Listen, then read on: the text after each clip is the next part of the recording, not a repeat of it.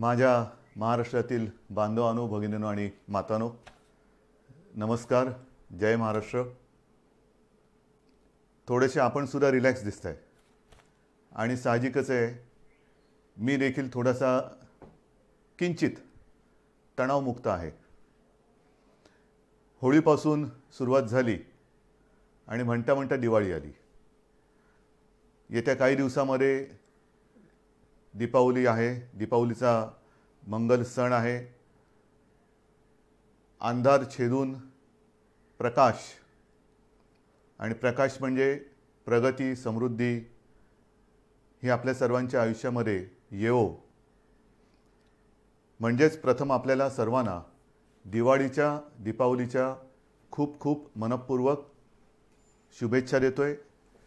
ही दिवाळी आपल्याला सर्वांना सुखाची, समृद्धीची, मनशांतीची आणि आनंदाची जावो अशी मनापासून प्रार्थना करतोय. साहजिकच आहे, आपण हे सर्व सण, होळीपासून जी म्हटलं मी सुरुवात झाली, अत्यंत साधेपणाने आणि संयमाने साजरे केले म्हणायचे का पार पाडले म्हणायचे, थोडासा फरक आहे. पण महत्त्वाचा मुद्दा म्हणजे या सर्व 6-8-9 महिन्यामध्ये आपण सर्वांनी जे काही सहकार्य केलं त्याला तोड नाही. आणि हे सहकार्य केलं म्हणून आणि म्हणूनच आज सुरुवातीला मी जे बोललो की आपण दोघंही थोडेसे तणावमुक्त आहोत. आज तणावमुक्त जरी असलो तरी साहजिकच आहे, माझ्या मनामध्ये पुढची जी एक शक्यता आहे दुसऱ्या लाटेची, ती येऊ नये म्हणून देखील एक चिंता आहे, प्रार्थना आहे. आणि त्याच्यासाठी सुद्धा आपल्या सर्वांचं सहकार्य मला अपेक्षित आहे. प्रथम मी दिवाळीबद्दल बोलतो. आत्तापर्यंतचे सगळे सण होते, मग ते गणपती उत्सव असतील, नवरात्री उत्सव आहे, होताच, अगदी दहीहंडी होती, ईद, सगळेच आपल्या पारसी बांधवांचे सुद्धा सण होते, जैन बांधवांचे सण होते, ईद होती, सगळे होते. हे सगळे सण आपण अत्यंत संयमाने घरातल्या घरामध्ये एकमेकाला, हल्ली व्हॉट्सॲपवरनं झाले ना सुरू, हॅपी दिवाळी, हॅपी हे, हॅपी ते, ह्या ह्याच्यातनं साजरे केले. आता दिवाळी आली, जवळपास सगळं काही आपण उघडलेलं आहे. गर्दी मी पाहतोय वाढत चाललेली आहे, चांगली एक जिवंतपणाचं लक्षण आहे. गर्दी वाढते आहे, सगळे व्यवहार जवळपास पूर्वपदावरती यायला लागलेले आहेत. आणि इथेच मला थोडीशी एक खबरदारी आपण घ्यावी अशी विनंती करायला आज आम्ही संवाद साधत आहे. आपण बघता आहात की गेले काही दिवस महाराष्ट्रामध्ये आणि विशेषतः मुंबई आसपासच्या सर्व परिसरामध्ये, अगदी पुण्यामध्ये सुद्धा हा कोरोना जो काही वाढत होता, अनेक जण आपल्यावरती टीका करत होते. काही जण म्हणत होते की यांच्या कंट्रोलच्या बाहेर चाललेलं आहे. पण आपण सगळ्यांनी जिद्दीने आणि आत्मविश्वासाने, एका शिस्तीने या संकटाचा सामना करत करत करत हा तो जो काय त्याचा चढ होता तो खाली आणलेला आहे. आपल्याकडे हा चढ होता तो उतारावरती आणले, नक्की आणलेला आहे. पण देशात इतरत्र, म्हणजे मी विशेषतः दिल्लीत म्हणेन, जिथे आज आपल्याकडे हजारातला आकडा शेकड्यात आलेला आहे मुंबईतला, आणि राज्यातला आकडासुद्धा नियंत्रणात आलेला आहे, तर तिथे दिल्लीत आपण पाहतात आकडा वाढता वाढता वाढी होत चाललेला आहे. कशामुळे होतं आहे, का झालं, इतर ठिकाणी आकडा वाढतो आहे, पाश्चिमात्य देशात आकडा वाढतो आहे. याचं कारण एक तर दिल्लीमध्ये असं म्हणतात, मी काही दिल्लीत जाऊन बघितलेलं नाही, पण प्रदूषण वाढलेलं आहे. आणि प्रदूषण म्हटल्यानंतर हा जो काही एक विषाणू आहे हा आपल्या श्वसन संस्थेवरती घातक परिणाम करतो. म्हणजे फुफ्फुस असेल, त्या फुफ्फुसामध्ये ते व्हायरल न्यूमोनिया, त्याचा प्रादुर्भाव होतो. आणि काही काही वेळेला किंबहुना अनेकदा आपण बघितलेले आहे की परिस्थिती हाताबाहेर जाते. विशेषतः ज्यांना सहव्याधी आहेत, म्हणजे कोमॉर्बिडिटी, त्यांच्यावरती हा परिणाम, घातकता त्याची जास्त असते. म्हणजेच काय की दिवाळी साजरी करताना मी आपल्याला नम्र विनंती करेन, फटाक्यावरती बंदी आणायची का?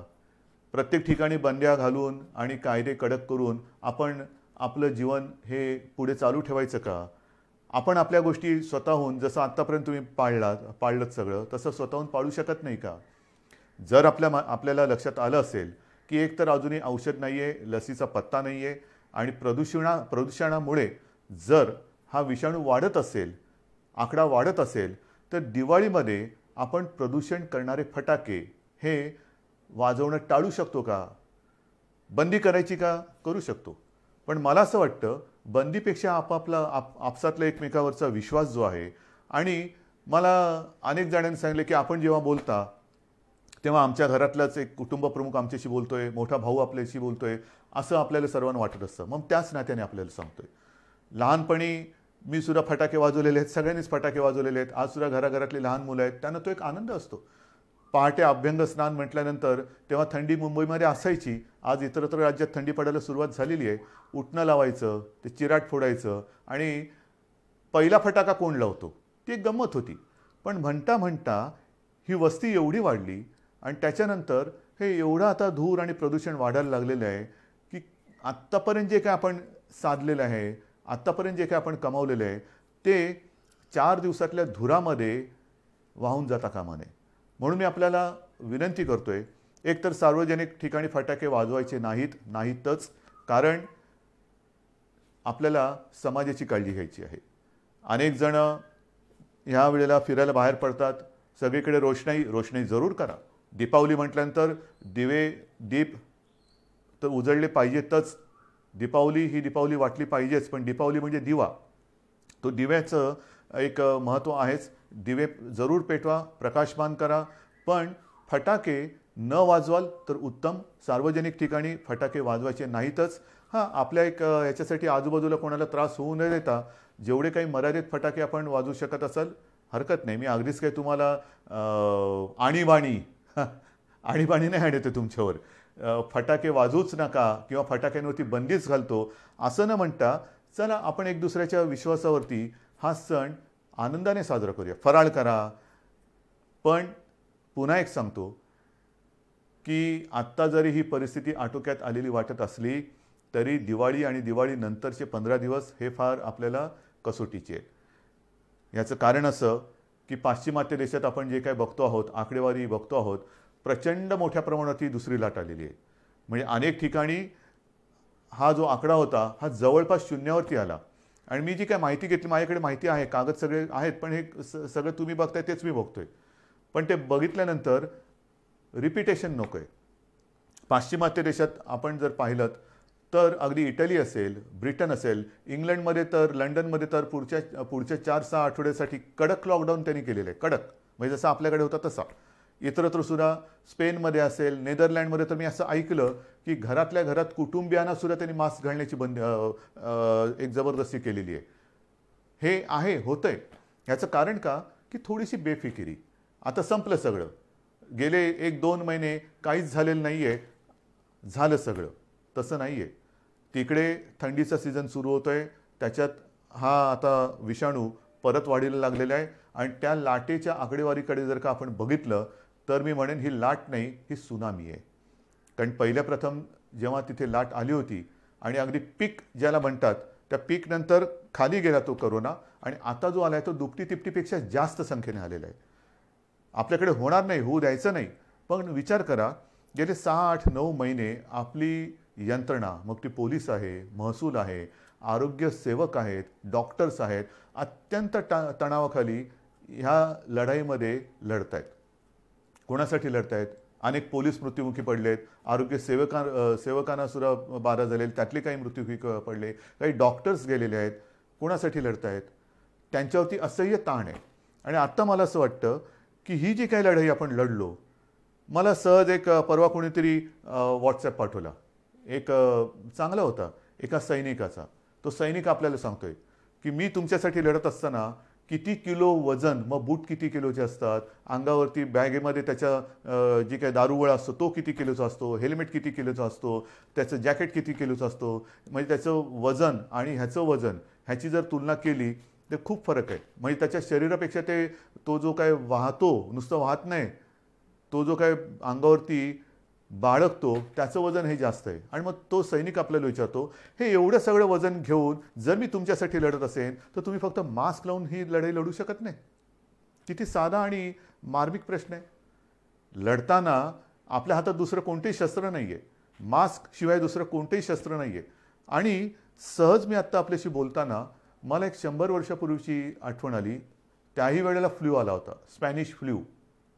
साधारणतः कोरोना कधी जाईल, हा स्पॅनिश फ्लू जो 100 वर्षापूर्वी आला होता तो 2 ते 3 वर्ष त्यांनी जगाला परेशान करून टाकलं होतं. त्याही वेळेला काही कोटी बळी, म्हणजे आपल्या देशात सुद्धा असं म्हणतात की 1 कोटीच्या आसपास लोक मृत्युमुखी पडले होते. 100 वर्षापूर्वी लोकसंख्या काय होती, त्याच्यात 1 कोटी. आता लोकसंख्या किती आहे, प्रमाण काय होईल, हे तुम्हाला मी घाबरवत नाही आहे, पण सतर्क राहण्यासाठी म्हणून ह्या प्रेमाच्या आणि सावधगिरीच्या सूचना देतो आहे. आणि म्हणून मी आपल्याला सांगतो की जरी आपण ह्या सगळ्या गोष्टी उघडतो आहोत, उघडायला तर पाहिजेच, कारण आयुष्य पूर्वपदावरती आलंच पाहिजे, येतं आहे, अर्थचक्राला गती मिळाली पाहिजे. पण ती गती देताना वेडीवाकडी जर का गती द्यायचा प्रयत्न केला तर ती दुर्गती होईल, गतीच्या ऐवजी अधोगती होईल. कारण पुन्हा जर का लॉकडाऊन करण्याची वेळ आली तर तो लॉकडाऊन आपल्याला फार भारी पडेल. आणि जर का रुग्णसंख्या वाढली तर आत्ता आपण जी सेवांमध्ये वाढ केलेली आहे, जम्बो हॉस्पिटल्स, फील्ड हॉस्पिटल्स, आत्तासुद्धा मी आपल्याशी बोलल्यानंतर मला वाटतं मीरा भाईंदर आणि कल्याण डोंबिवली येथे कोविड केअर सेंटरचं लोकार्पण करणारच आहे. मी अजूनही गरज संपली अशातला भाग नाही आहे. पण एक गोष्ट चांगली आहे की बऱ्याच ठिकाणी अजूनही आपले बेड्स आता रिकामी दिसत आहेत, ते रिकामीच असू द्या. मी कुठेही ह्या आरोग्य सुविधा बंद करा म्हणून सांगितलेलं नाही, वापरायची वेळ येऊच नये. पण आणखीन पुढचे किमान 6 महिने आपण ह्या गोष्टी असाच्या अशा भले कडी कुलप लावून ठेवली तरी चालतील, ती तशीच राहावीत, पण आपण त्या काढत नाही आहोत. मनामध्ये एकच विचार आहे की ह्या ज्या काही सुविधा वाढवल्या त्यालासुद्धा एक मर्यादा आहे. मी सुरुवातीला आपल्याला सांगितलं होतं की ही जेव्हा साथ सुरू झाली तेव्हा आपल्या राज्यामध्ये एकूण सगळे मिळून 7-7.5 किंवा 7,800 रुग्णशय्या होत्या. आता त्या रुग्णशय्या जवळपास आपण 4.5 लाखापर्यंत नेलेल्या आहेत, नेल्या एवढ्या. पण नुसतं रुग्णशय्या म्हणजे रुग्ण बरा होतो असं नाही आहे, त्याला आरोग्य सेवक पाहिजेत, डॉक्टर्स पाहिजेत, औषधं पाहिजे, ऑक्सिजन पाहिजे, जरूर लागली तर व्हेंटिलेटर पाहिजे. सगळ्या बाकीच्या गोष्टी आणता येतील, डॉक्टर्स आणि आरोग्य सेवक कुठून आणायचे हे तयार नाही करता येऊ शकत. पण त्यांच्यावरती म्हणजे ते वाढणार नाही आहेत. म्हणजे उद्या जर का दुपटी तिपटीची लाट आली तर आपली त्रेधा तिरपीट उडू शकते आणि ती येऊ न देणं हे आपण करू शकता, कारण आजपर्यंत आपण हे केलेलं आहे. या सगळ्या गोष्टी मी तुम्हाला सांगतोय. पण मधल्या काळामध्ये हे फळ आपल्याला कसं मिळालं तर दसऱ्यापर्यंत आपण माझे कुटुंब माझी जबाबदारी ही जी काही मोहीम राबवली, मी नक्कीच सांगेन की त्या मोहिमेचं हे फळ आहे. कारण आपल्या टीम्सने जवळपास 60,000 टीम्स राज्यभरात आपण तयार केल्या होत्या. 60,000 घराघरात गेल्या, माझ्याही घरी आल्या होत्या, आपल्याही घरी आल्या होत्या. जवळपास सगळी घरं आपण त्याच्यामध्ये संपर्क केला आहे. आणि त्याच्यात तुम्हाला सहज मी एक आकडेवारी सांगतो की या जवळपास 59,000 काही टीम होत्या, म्हणजे 60,000. त्यांनी राज्यामध्ये जी काही चौकशी केली त्याच्यात साधारणतः 3.5 लाखाच्या आसपास आयलाय आणि सारी रुग्ण सर्वेक्षण काळात आढळून आले. म्हणजे ज्यांना श्वसन संस्थेचा विकार असेल, काही असेल, त्यांची टेस्ट केल्यानंतर त्याच्यामध्ये साधारणतः 51,000 रुग्णांना कोविड झाल्याचं निदर्शनास आलं.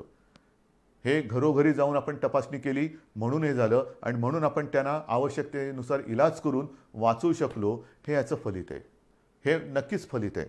त्याच्यानंतर एकूण जर का बघितलं आपण तर ह्या सर्वेक्षण काळामध्ये मधुमेह, डायबिटीस आपल्या राज्यात किती जणांना आहे, ज्यांना आपण तपासलं आणि ज्यांनी आपली माहिती दिली त्याच्यात जवळपास 8,69,370 लोकांना डायबिटीज आहे. हाय ब्लड प्रेशर किती लोकांना आहे, साधारणतः 13 लाख लोकांना हाय ब्लड प्रेशर आहे. हृदयविकार कोणाला किती लोकांना आहे, 73,000 लोकांना जवळपास हृदयविकार आहे. कर्करोगाचे 17,843 आणि इतर आजाराचे साधारणतः 1,06,877 असे सहव्याधी किंवा कोमॉर्बिड ज्याला म्हणतो असे रुग्ण ह्या नागरिकांमध्ये आपल्याला ह्या व्याधी आढळल्या. आणि त्यातले बहुतेक जण आता व्यवस्थित होऊन आपापल्या घरी आहेत. हे या मोहिमेचं फलित आहे. आणि म्हणून ही मोहीम ज्यांनी राबवली त्या 60,000 टीममधल्या सगळ्यांना मी अक्षरशः मनापासून नमस्कार करतोय. महाराष्ट्र आपला ऋणी आहे. आपण अहोरात्र मेहनत केलीत, स्वतःच्या जीवाची पर्वा न करता मेहनत केली. काही ठिकाणी आपल्याला थोडेसे अनुभव आले असतील. काही जणांनी सुरुवातीला दाद दिली नाही. मग त्यांना जेव्हा कळलं की आपल्या भल्यासाठी आहे, मग त्यांनी दरवाजा उघडला आणि आता त्यांना त्यांचा विश्वास आल्यानंतर पुढे या सगळ्या गोष्टी केल्यात. परंतु मी यंत्रणेला सांगितलेलं आहे की हा जो रेकॉर्ड आहे, हा रेकॉर्ड म्हणजे आपल्या राज्याचा आरोग्याचा नकाशा आहे, हेल्थ मॅप. साधारणतः कोणत्या कोणत्या विभागामध्ये काय काय स्वरूपाचे आजार आहेत, किती जणांना आजार आहेत, ह्या सर्वांना शक्य तेवढं संपर्कात ठेवा. एक थोड्या थोड्या कालावधीनंतर त्यांना किमान एक फोन करून तब्येतीची विचारपूस करा.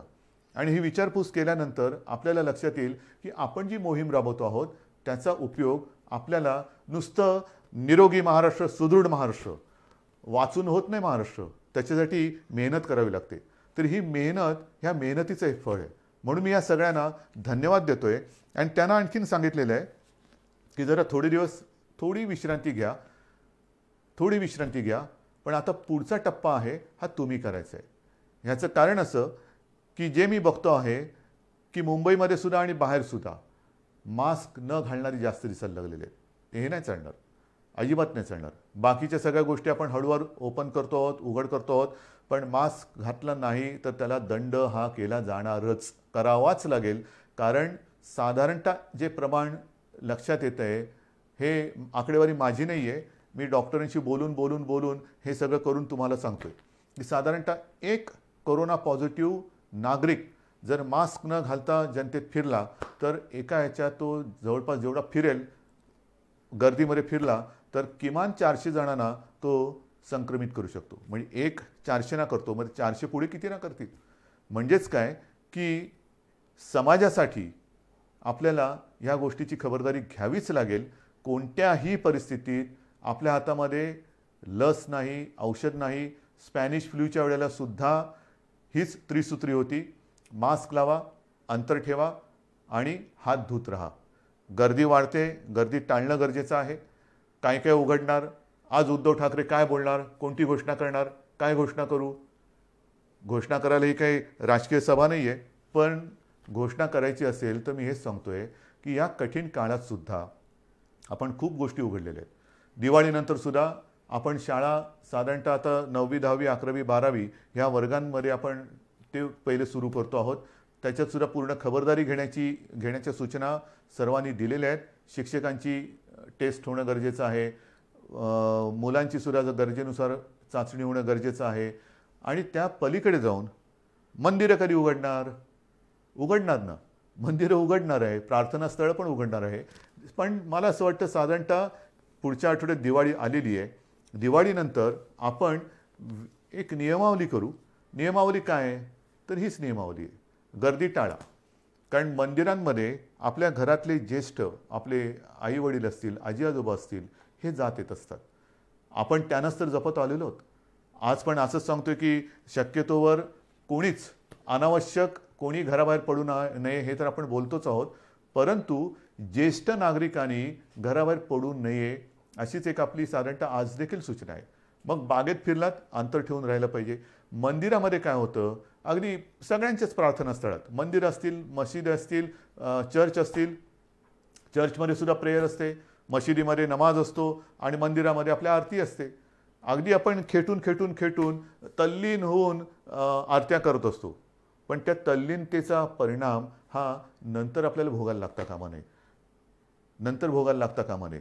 कारण आपल्या घरातले माता पिता, आजी आजोबा हे तिकडे गेल्यानंतर समजा कोण तिकडे कोरोना संक्रमित आला आणि मंदिरामध्ये मास्क नसेल, घातलेलं नसेल, चपला बाहेर काढल्याच पाहिजेत, पण मास्क मंदिरात सुद्धा घातलाच पाहिजे, मास्क घातला पाहिजे.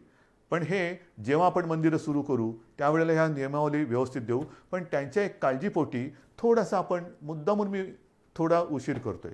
टीका माझ्यावरती होते, करू द्यात. मी सुरुवातीलाच सांगितलेलं आहे, तुमच्या हितासाठी, महाराष्ट्राच्या हितासाठी जर मला वाईटपणा घेण्याची आवश्यकता असेल आणि जर कोणी मला वाईट म्हणत असेल तर तो वाईटपणा तुमच्या हितासाठी मी घ्यायला कधीही तयार आहे.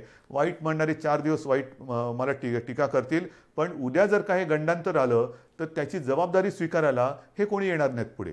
मग तुमचं तुम्ही बघा, आम्ही बोललोच होतो. पण म्हणून आपण थोडंसं सावधपणाने एक एक पावलं पुढे टाकतो आहोत. तर ही मंदिराबाबतची परिस्थिती आहे. शाळांचं मी तुम्हाला सांगितलेलं आहे. महत्त्वाचं म्हणजे काय की गेले 6-8 महिने सगळं बंद असताना आपण महाराष्ट्रामध्ये ज्या काही गोष्टी केलेल्या आहेत, शिवभोजन आपण सातत्याने त्याची व्याप्ती वाढवत चाललेलो आहोत. 5 रुपयामध्ये गोरगरिबांना जेवण, गेल्या वेळेला मी बोललो तेव्हा 2 कोटीच्या आसपास थाळ्यांचा वाटप झाला होता. आज त्याच्यात आणखीन वाढ झालेली आहे. किती गोष्टी सांगायच्या. विशेष म्हणजे मधल्या काळामध्ये महाराष्ट्र द्वेष्ट्यांनी, मी शब्द मुद्दामून वापरतो आहे की या संकटाच्या काळात जगभर संकट असताना, देशात संकट असताना, राज्यात संकट असताना आणि आपण सगळे कोरोनाच्या संकटाची सामना करत असताना महाराष्ट्र द्वेष्ट्यांनी महाराष्ट्र बदनामीचं जे कारस्थान केलं होतं, महाराष्ट्राची कायदा सुव्यवस्था कोलमडून पडलेली आहे, इकडे सगळं अंमली पदार्थाच्या शेत्या होत्या आहेत, हे मी मागे सुद्धा दसऱ्याच्या भाषणात बोललो. पण ते कारस्थान तोडून मोडून काढून जूनमध्ये आपण 17,000 कोटींचे सामंजस्य करार केले. मला त्याच्याबद्दल अभिमान आहे. काही विदेशी कंपन्या त्याच्यामध्ये आल्या. नुसते सामंजस्य करार म्हणजे कागदावरती करून पावसाळा होता म्हणून कागदी होड्या करून सोडल्या नाहीत पाण्यामध्ये. तर त्याच्यापैकी अनेक जणांना जागासुद्धा दिल्या गेलेल्या आहेत आणि काही जणांना येत्या काही दिवसात जागा दिल्या जातील आणि प्रत्यक्ष कामसुद्धा तिथे सुरू होईल. ही गुंतवणूक आलेली आहे. गेल्या आठवड्यामध्ये त्याचं पुढचं पाऊल टाकलं आहे. 35,000 कोटीचे सामंजस्य करार केलेले आहेत. अनेक वेगवेगळ्या क्षेत्रातील देशी विदेशी कंपन्या महाराष्ट्रामध्ये येत आहेत, ज्याचा आपल्याला अभिमान आहे. हे सगळं तुमचं कर्तृत्व आहे. आपण एक महाराष्ट्राची प्रतिमा ही निर्माण केलेली आहे. त्या प्रतिमेचं हे फलित आहे. म्हणजेच लॉकडाऊन म्हटल्यानंतर सगळे कडी-कुलपं लावून घरी नाही बसलो. घरी तर बसलो आहे. माझ्यावरती टीका केली जाते, पण घरात बसून सुद्धा मी हे काम केलेलं आहे.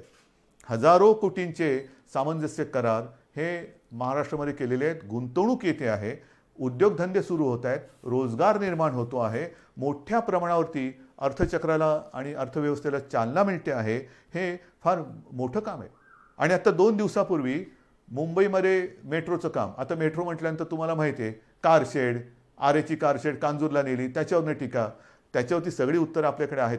व कोणीतरी म्हणालं की ही सॉल्टपॅनची म्हणजे मिठागराची जमीन आहे. हे सगळे जे टीका करतात त्यांना समर्पक उत्तरं देऊ. पण मिठागराची जमीन आहे म्हणणाऱ्याने एक कळत नाही आहे की तुम्ही आमच्या मुंबईकरांच्या प्रोजेक्टमध्ये मिठाचा खडा टाकतात. हा मिठाचा खडा हा त्याचा काय इलाज करायचा तो आहे, पण आम्हीसुद्धा डोळे बंद करून काही कामं करत नाही आहोत. जे मुंबईकरांच्या आणि माझ्या राज्याच्या हिताचं असेल ते टीकेची पर्वा न करता आपण करणार म्हणजे करणारच, कोणत्याही परिस्थितीत करणार आहोत.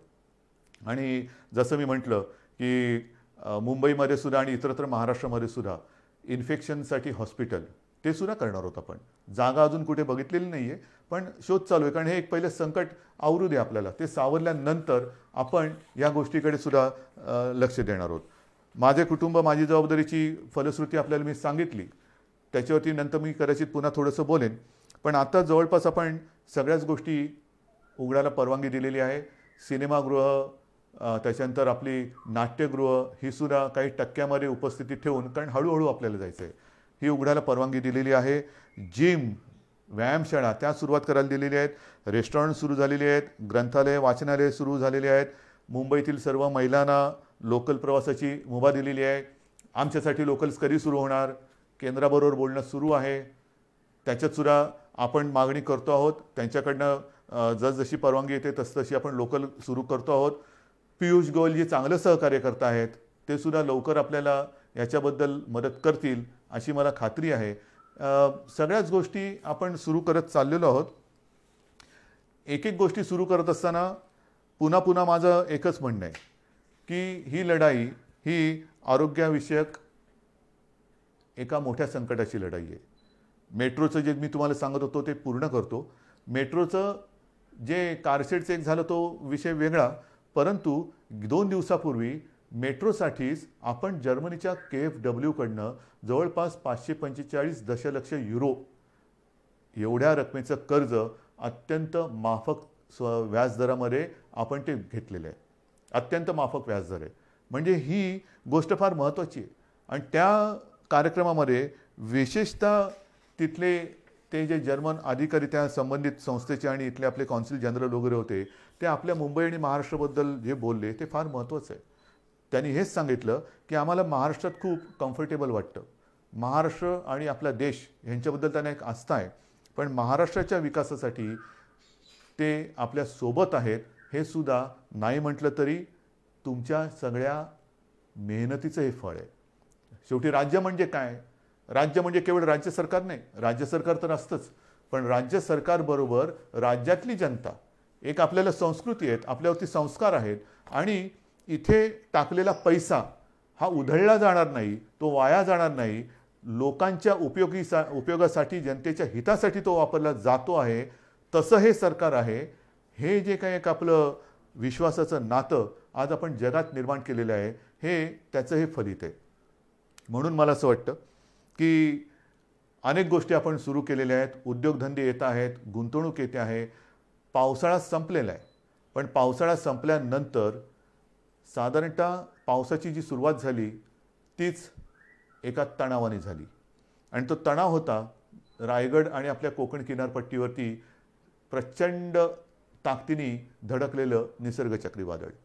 साधारणतः जूनपासून पावसाळा संपेपर्यंत कुठे ना कुठेतरी अतिवृष्टी, पूर, वादळं ह्या सगळ्या गोष्टी ह्या येत होत्या. मुंबईला सुद्धा त्यांनी सोडलं नाही पावसाने, पूर्व विदर्भाला नाही सोडलं. काही ठिकाणी पूर नाही आला, पण सतत पाऊस थांबतच नाही.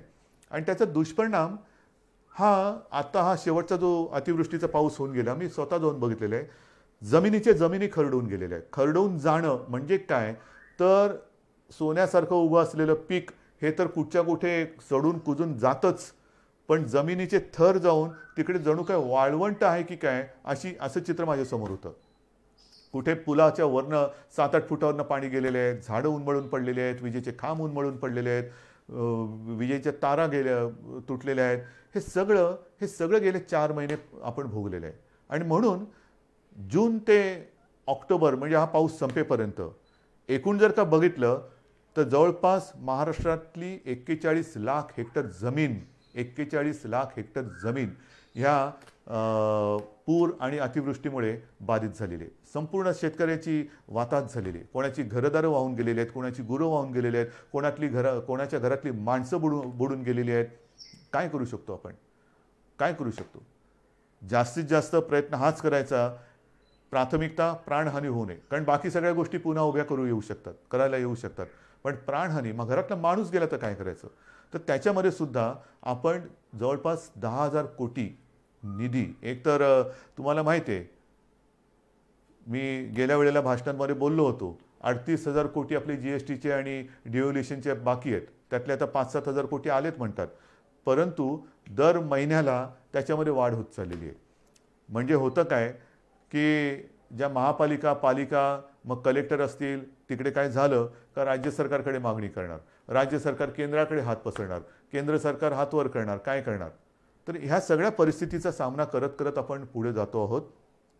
10,000 कोटीची एक तरतूद आपण ह्या अतिवृष्टी, पूरग्रस्त आणि एकूण जे काय शेतकऱ्यांची नुकसान भरपाईच्या माध्यमातून त्यांना जी रक्कम मिळण्याची आवश्यकता आहे त्याच्यासाठी केलेली आहे. मग त्याच्यामध्ये जमीन आल्या, पर हेक्टरी किती द्यायचे, शेती असेल तर किती, फळबागांना किती, जास्तीत जास्त आजपर्यंत कधी न झालेलं असेल एवढी मदत आपण करण्याचा प्रयत्न करतो आहोत. हे केवळ तुमच्या आशीर्वादाने आणि देवाच्या दयेने आपण करू शकतोय, निभावून नेतोय, हळूहळू पूर्वपदावरती येण्याचा प्रयत्न करतो आहोत. पण मला असं वाटतं की शेतकरी असेल आणि माझ्या महाराष्ट्रातले सगळे नागरिक असतील, खूप समजदार आहात तुम्हाला सगळ्यांना हे संकट काय आहे ते कळलेलं आहे. कुठेही अनेकांनी तुम्हाला डिवचलं, चिडवलं तरीसुद्धा त्यांच्या त्या सगळ्या डावपेचाला बळी न पडता तुम्ही नाही, माझं सरकार आहे, आपलं सरकार आहे, माझं सरकार अडचणीत आहे, माझ्यासाठी ते नक्की काहीतरी केल्याशिवाय राहणार नाही, करताय. हे जे तुमचं प्रेम आहे ना, हे मला नाही वाटत जगाच्या पाठीवर दुसरीकडे कुठे मिळत असेल. आणि म्हणून मला असं वाटतं की ही सगळी मदत आपण करतो आहोत. मग ती करत असताना आपण मग कापूस खरेदी असेल, उडीद, मूग, तूर, सोयाबीन ही सगळी पिकं आता एक करत येत आहेत. कापसाची खरेदी सुरू केलेली ह्या महिना अखेरपर्यंत बरीचशी केंद्र सुरू होतील. जी पिकं येत आहेत त्यांची खरेदी सुरू करण्याचे आदेश दिले गेलेले आहेत. खरेदी केंद्र सुरू होत आहेत. काही ठिकाणी अजूनही हळूहळू होत आहेत, पण या महिनाभरामध्ये जिथे जिथे ज्या ज्या पिकासाठी आवश्यकता असेल ती सगळी खरेदी केंद्र सुरू करण्याचे आदेश मंत्रिमंडळाने दिलेले आहेत. लवकरात लवकर ही खरेदी जर कुठे सुरू झालेली नसेल तर ती सुद्धा सुरू होईल. सगळ्या गोष्टी आपण करतो. चहूबाजूनी संकट जरी येत असली तरी संकटाचा सामना करून आपण त्यांना पुरून उरतो आहोत, हे फार महत्त्वाचं आहे. शिवभोजनबद्दल सुद्धा मी बोललेलो आहे. आणखीन एक दोन गोष्टी केलेल्या आहेत. काल परवाकडे फोर्स 1 जो आपला एक महत्त्वाचा फोर्स आहे, अतिरेक्यांचा सामना करणारा, एकदा 26 नोव्हेंबरला त्याची गरज वाटली त्याच्यानंतर तो केला गेला. त्यांच्यासाठी सुद्धा आपण जे त्यांना आवश्यक आहे ते करतो आहे. पण विशेष म्हणजे आपल्याला आपल्या राज्यामध्ये जे माजी सैनिक आहेत त्या माजी सैनिकांना आणि त्यांच्या दुर्दैवाने ज्यांचं निधन झालेलं आहे किंवा आपल्यासाठी ज्यांनी बलिदान केलेले आहेत, जे शहीद झालेले आहेत, त्यांच्या ज्या बिचाऱ्या काय म्हणायचं, विधवा हा शब्द मला बोलायला खूप जड जाते, पण त्यांना आणि माजी सैनिकांना त्यांचा निवासी मालमत्तेचा कर आणि घरपट्टी ही माफ करण्याची योजना आपण आपल्या शिवसेना प्रमुखांच्या नावाने ती सुद्धा अंमलात आणतो आहोत. समाजातला प्रत्येक घटक हा वंचित राहता कामा नये. अगदी प्रत्येक घटक म्हटल्यानंतर मी यापूर्वी सुद्धा म्हटलेलं आहे की मग आरक्षणाचे वारे वाहत आहेत. मराठा आरक्षण आहे, ओबीसींचं आरक्षण, ते म्हणतात आमचं काही कमी करू नका, धनगर आहेत, ह्या सगळ्यांना आपण कुठेही वारावरती अजिबात सोडू शकत नाही. कारण जाणार कुठे वारावर सोडून? आपण एकत्रच आहोत. हे सरकार तुमचं आहे. हे सरकार काही परदेशातून आलेलं नाही आहे किंवा परग्रहावरून आलेलं नाही आहे. तुम्हीच आहात ह्या सरकारचे सगळे मालक पालक, सगळे तुम्हीच आहात. आणि तुम्हाला जर न्याय देणार नाही तर मग आणखीन कोणासाठी काम करणार? माझ्या राज्यातली जनता जर का असमाधानी असेल तर मग मंत्रिमंडळ करायचे काय? आणि म्हणून मला सगळ्यांना हेच सांगायचं आहे की परिस्थिती बिकट आहे, नक्की आहे. एक तर अर्थचक्र हळूहळू फिरते, त्याच्यातून काही कायदेशीर गोष्टी असतील, आणखीन काही गोष्टी असतील, सगळ्यांचा सामना हा करत करत करत यशस्वीपणाने ठामपणाने आपण पुढे जातो आहोत. मला तूर्त आपल्याला एवढंच सांगायचं आहे की येणारी दीपावली आणि त्याच्यानंतरचे सण कुठेही आपल्याकडनं गर्दी होऊ देऊ नका. कारण परदेशामध्ये ज्याच्याप्रमाणे मी सांगितलं, माझ्याकडे ती यादी आहे की एकमेकाच्या घरी जायला सुद्धा आता त्यांनी बंदी केलेली आहे. आपल्याला असं काय करायचं नाही. आत्ता आपण हळूवार सगळे दरवाजे उघडतो आहोत. पण पुन्हा एकदा सांगतो, ह्या उघडलेल्या दरवाजातून दीपावलीच्या निमित्ताने सुख समृद्धी मनशांती येऊ द्या. कोरोना येऊ देऊ नका. प्रदूषण टाळा, फटाके टाळा, फराळ करा, दीपावली साजरी करा, आकाशकंदील लावा, प्रकाशमान सगळं आयुष्य होऊ द्या. पण प्रदूषणकारी असं काही करू नका. मला खात्री आहे आजपर्यंत आपण माझं एका आपुलकीने प्रेमाने ऐकत आलेलं आहात, त्याच्याप्रमाणे वागत आलेलं आहात. आणि तसे तुम्ही जर का वागले नसता तर आजचे हे कोरोनाचे आकडे हे पुरेसे बोलके आहेत. ते आकडे आपण तिथपर्यंत येऊ शकलो नसतो. हे आकडे आपल्याला आता शून्यावरती आणायचे आहेत आणि आपण ते आणू शकतो. आपण हे करून दाखवले ज्याला म्हणतो ना, तसं हे तुम्ही करून दाखवलेले आहात. आता ह्याच्यात अजिबात वाढ होऊ द्यायची नाही. सर्वांनी आनंदात राहा, निरोगी राहा, मास्क लावा, हात धुत राहा आणि एकमेकांपासून अंतर ठेवा. जय हिंद, जय महाराष्ट्र.